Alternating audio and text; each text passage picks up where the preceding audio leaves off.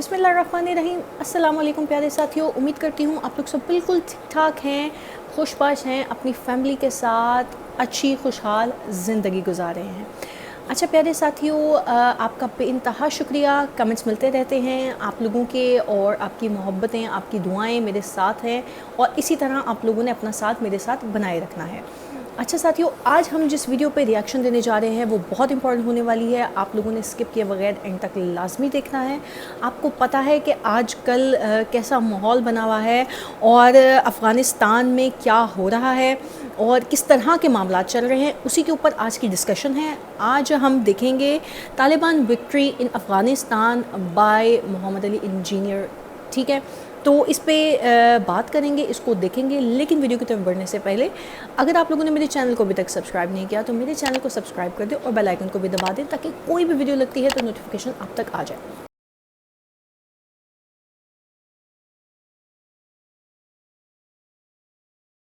14 अगस्त के मौके के ऊपर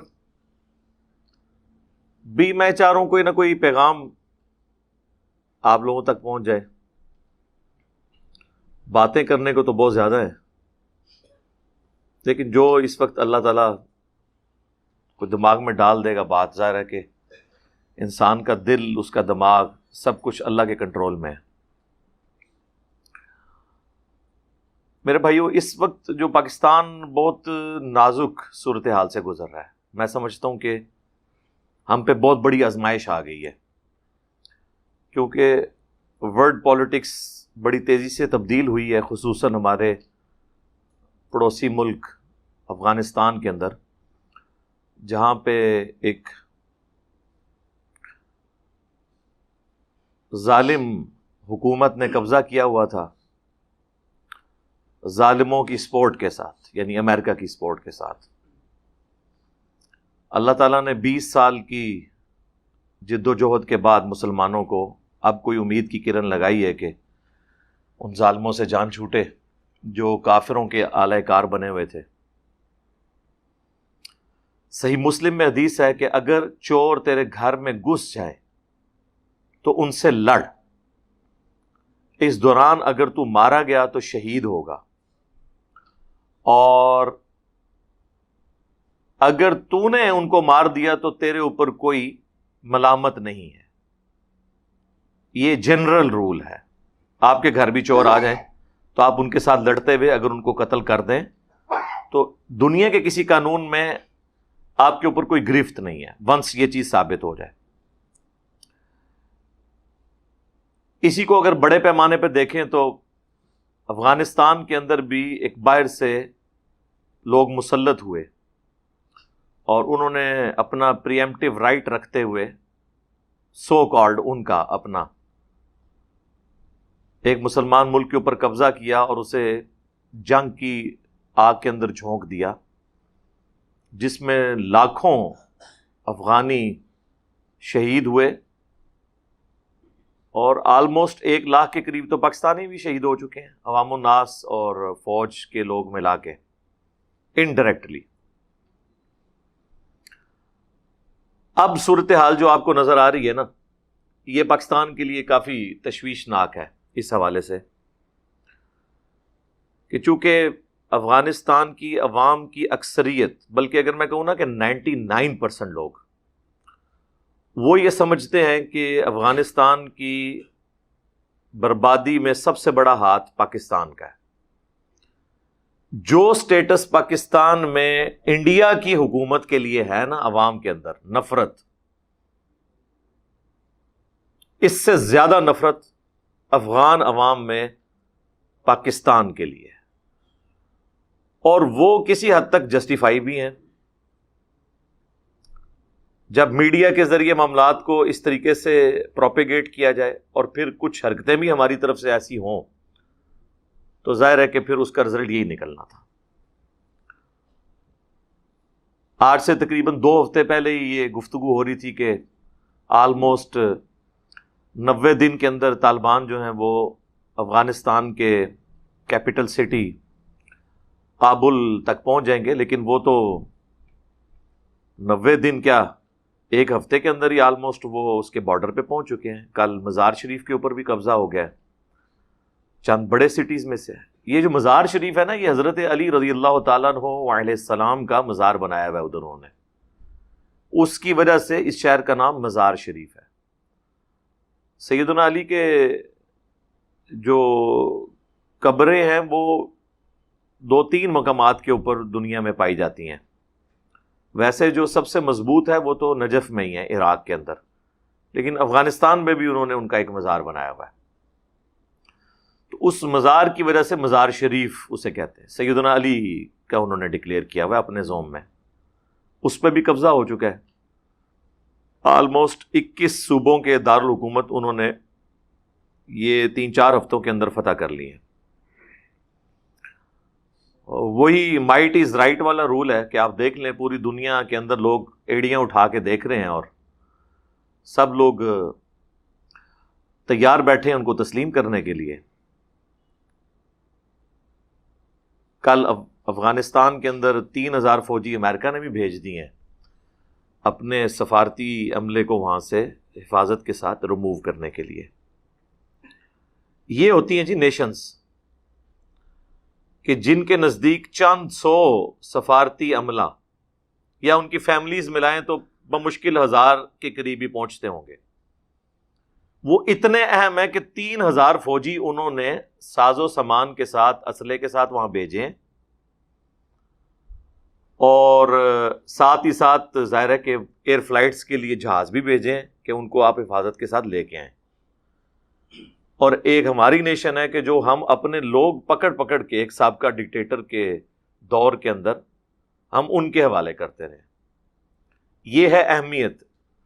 پھر لوگ کہتے ہیں کہ جی پاکستانی کیوں اپنی جو نیشنلزم ہے اس میں اس طرح بلیو نہیں رکھتے جس طرح کے باقی ملک رکھتے ہیں. تو نیچرل ہے، نہیں رکھیں گے. ایک تو یہاں پہ ملٹی ڈائریکشنل قومیں آباد ہیں، پھر قوموں کے ساتھ لسانیت کی بنیاد کے اوپر، مذہبی منافرت کی بنیاد کے اوپر، فرقہ واریت کی بنیاد کے اوپر ہم لوگ اتنے تقسیم ہیں کہ ہم ایز اے قوم نہیں ہیں. صرف ملی ترانے گانے سے، پاکستان کا جھنڈا لگا لینے سے، فوجی پریڈ کر لینے سے آپ عوام کے دل میں ملک کی محبت نہیں پیدا کر سکتے. ہاں صرف اس خاص طبقے کے دل میں محبت پیدا کر سکتے ہیں جن کو آپ اس قوم کے ٹیکسز سے پیسے لے کے ان کو انسینٹیوز دیں، ان کو بھاری بھرکم تنخواہیں دیں، ان کو پلاٹس دیں، ان کو ٹھیکے دیں. اور یہ میں سنگل آؤٹ کسی ایک خاص طبقے کو نہیں کر رہا. ہمارے پولیٹیشنز، ہمارے ریاستی اداروں کے لوگ، سب کے سب لوگ اس حمام کے اندر ننگے ہیں. اب تو سوشل میڈیا کی برکت سے میرے نزدیک تو، اور ان لوگوں کے نزدیک سوشل میڈیا کی نحوست سے یہ سب کچھ عوام الناس کو پتہ چل چکا ہے. اگر اب بھی ہم نے ہوش کے ناخن نہ لیے تو ہم اپنے آنے والی نسلوں کو کوئی محفوظ ملک نہیں دے سکتے. اللہ کا شکر ہے کچھ عرصے سے پاکستان کی پالیسیز جو ہیں وہ بہتری کی طرف گامزن ہوئی ہیں. اس کا ثبوت پوری دنیا کے اندر ہمارے پرائم منسٹر صاحب چیخ چیخ کے تقریریں کر رہے ہیں، صحافیوں کے ساتھ گفتگو کر رہے ہیں کہ ہم ماضی میں جو کچھ کرتے رہے وہ غلط تھا. ساتھ وہ یہ بھی انصاف کر رہے ہیں کہ وہ ان لوگوں کو بھی کرٹیسائز کر رہے ہیں، ان طاقتوں کو جن کا اعلی کار ہم لوگ بنے، یعنی امریکہ اور یورپ. انہی کے کہنے پہ ہم سب کچھ کرتے رہے.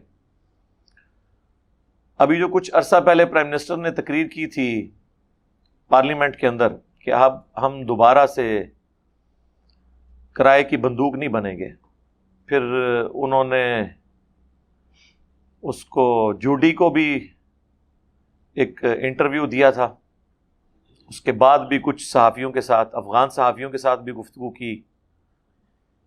لیکن اب ہماری چیخو پکار سننے کے لیے کوئی دنیا میں تیار نہیں ہے. اللہ کرے کہ یہ ساری چیخو پکار کے بعد ہمیں کوئی فائدہ نظر آئے، کوئی اللہ تعالیٰ کی غیبی مدد آ جائے. افغان حکومت تو ناراض تھی، طالبان بھی ہم سے خوش نہیں ہے، اور بڑا مشکل وقت آ جائے گا پاکستان کے اوپر.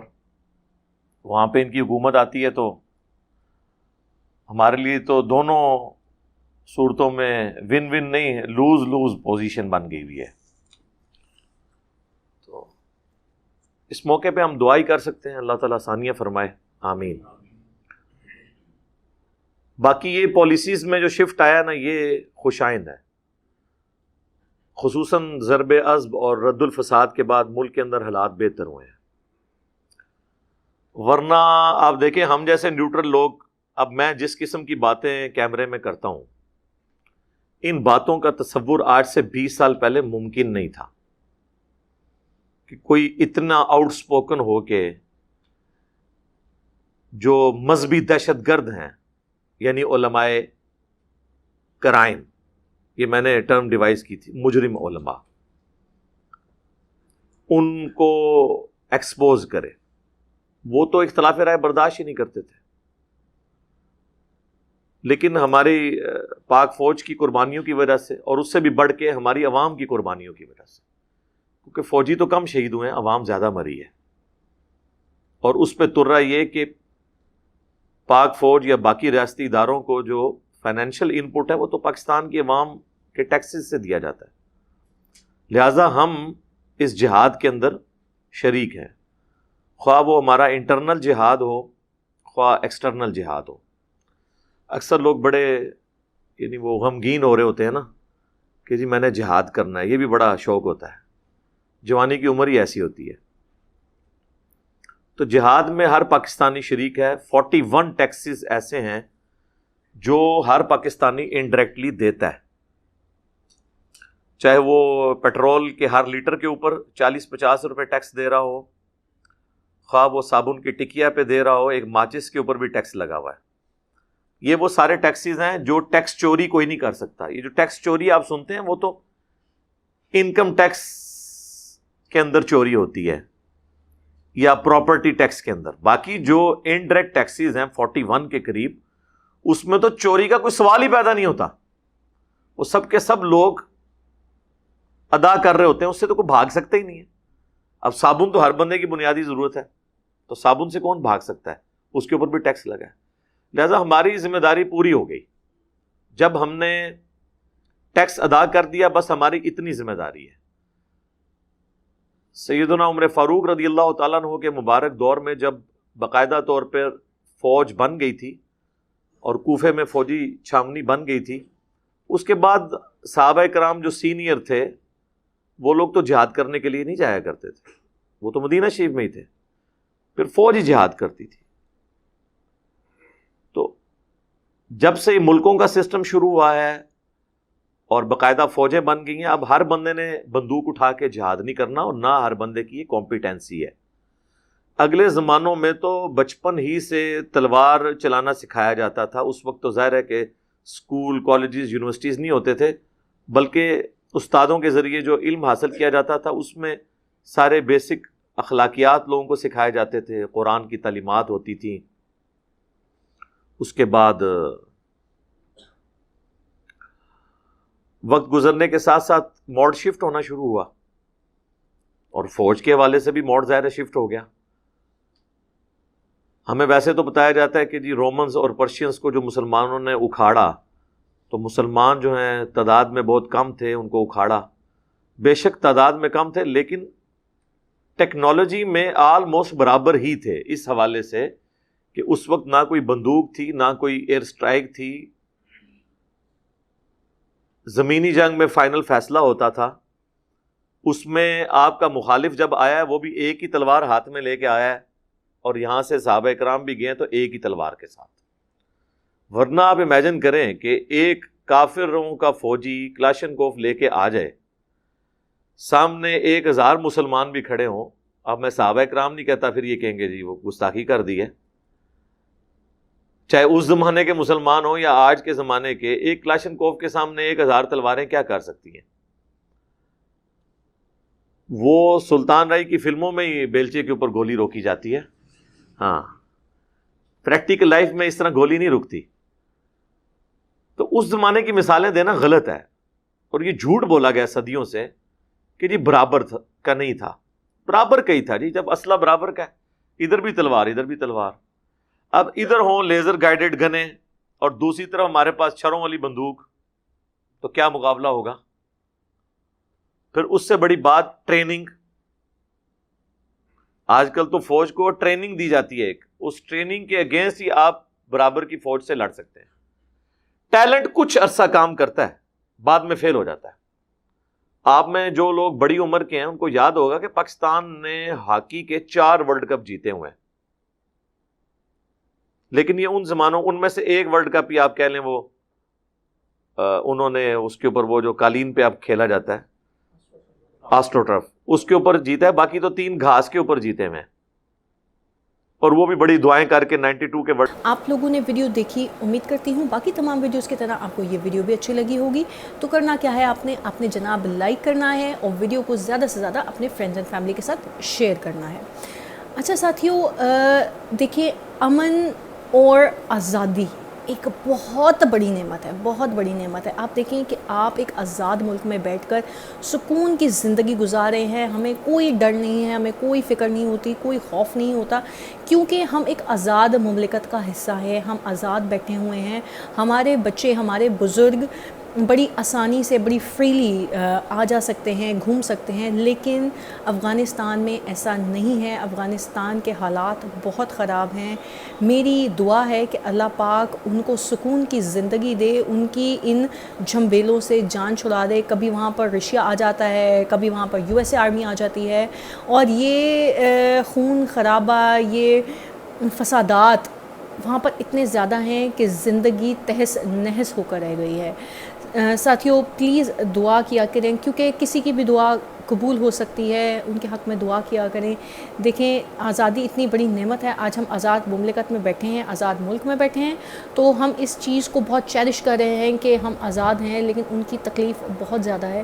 تو میری دعا ہے کہ یہ خون خرابہ، یہ فسادات وہاں سے بھی ختم ہو جائیں، اور وہ بھی سکون کی زندگی گزار سکیں، وہ بھی ہم سب کی طرح آزاد مملکت میں سانس لے سکیں، اور ان کے سر پر جو ہر ٹائم یہ گولہ بارود اور خون خرابہ والی سچویشن سوار ہے وہ ختم ہو جائے. آمین ثم آمین. اچھا ساتھیوں، اجازت دیجیے گا، اپنا بہت خیال رکھا کریں، دعاؤں میں یاد رکھا کریں، اور یہ بھی یاد رکھا کریں کہ آپ کی دعا سے کسی کی تقدیر بدل سکتی ہے، کیونکہ کیا پتہ آپ کی دعا کے ہی انتظار میں کسی کے کام یا کسی کی مشکلیں اڑی ہوں، جو آپ کے دعا کے انتظار میں آپ کے ایک آمین کہنے سے یا آپ کے کسی کے حق میں دعا کرنے سے وہ مشکلات حل ہو جائیں. کیونکہ اللہ پاک کبھی بھی کسی کی بھی دعا قبول کر سکتا ہے. اچھا مانگا کریں، اپنے لیے بھی، دوسروں کے لیے بھی، بھلے وہ آپ کا دشمن ہو، بھلے وہ کوئی بھی ہو، لیکن یہ مت سوچا کریں کہ کسی کے لیے ہم غلط مانگیں گے تو یہ ہو جائے گا. نہ، یہ مت کیا کریں، کیونکہ اگر آپ کسی کے لیے غلط مانگتے ہیں، بے شک آپ حق پر بھی ہیں، تو کبھی نہ کبھی آپ کو اس کا ریٹرن بیک دینا پڑتا ہے، کیونکہ کسی کے لیے کسی کی کہانی میں شاید آپ بھی غلط ہو سکتے ہیں. اسی طرح ہم ہر کسی کی کہانی میں اچھے تو نہیں ہوتے نا دوستو، تو اس لیے یہ سوچا کریں اور ہمیشہ پازیٹیو رہنے کی کوشش کیا کریں. ٹھیک ہے، تو اپنی بہن کو دیجیے گا اجازت، پھر ملیں گے انشاءاللہ کسی نیکسٹ ویڈیو کے ساتھ، کسی نیکسٹ ریئیکشن کے ساتھ. تب تک کے لیے فی امان اللہ.